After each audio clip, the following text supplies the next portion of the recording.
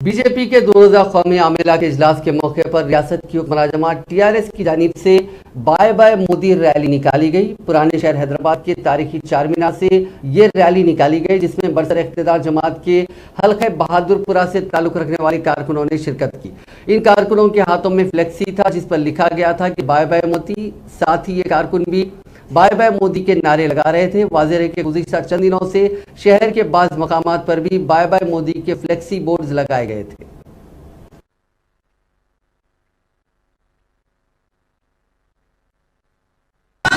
जीतेगा जीतेगा भाई जीतेगा, यशवंत सिन्हा जीतेगा जीतेगा भाई जीतेगा, यशवंत सिन्हा जीतेगा।